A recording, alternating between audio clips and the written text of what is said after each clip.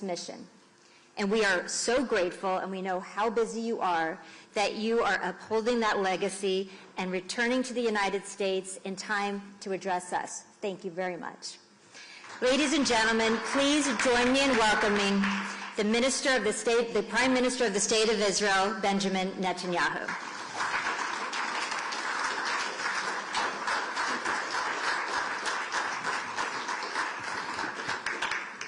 Thank you. Thank you, Betsy, William, Malcolm, the Eternal. Well, it's that time of the year again, and we meet here annually, and things obviously change, and mostly for the better, but we still have challenges. I just came back from the United States for a very important meeting with President Trump. Obviously, the focus was on Iran. The President is determined to exhaust the possibilities of achieving a deal which he believes can be achieved now because of the circumstances that have been created, the force projection, and the fact that, as he says, Iran must surely understand that they missed out last time, and he thinks there's a serious probability that they won't miss out this time.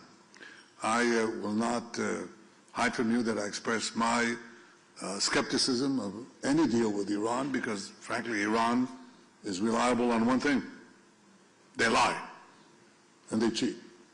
But I said that if a deal is to be reached, it should have several components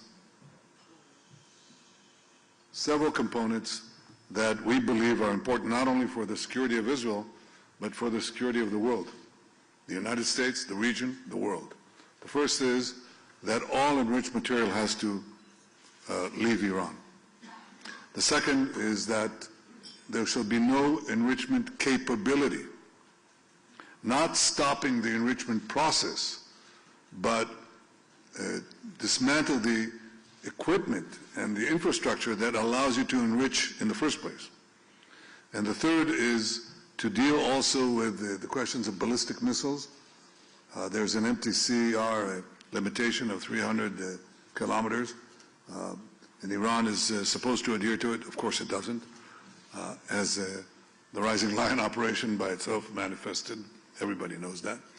And the fourth is dismantle the axis of terror that Iran has built. It's been smashed, but it's still there. It's trying to recover, as Iran itself is trying to do. And the last thing is, remember Ronald Reagan's dictum vis-a-vis the Soviet Union? Trust but verify.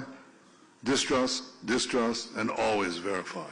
So there has to be real inspections, substantive inspections, no lead time inspections, but effective inspections for all of the above.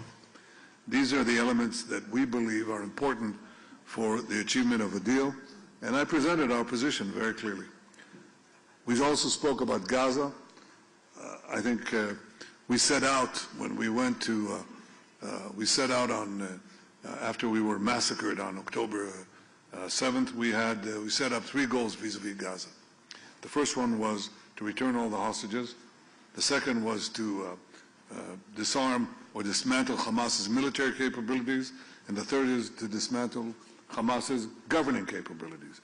The first has been achieved with the help of the United States, and first of all with the help of our brave soldiers, our incomparably courageous soldiers.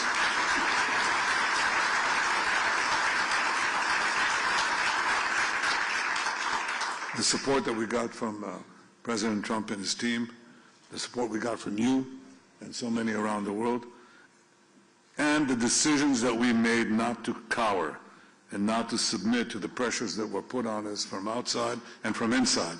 We stood our ground. We got every single one of these people out, including the last hero, Rani Gvili, incredible hero. But there are so many others. We stood our ground there. We also stand our ground on the other two things that have to happen.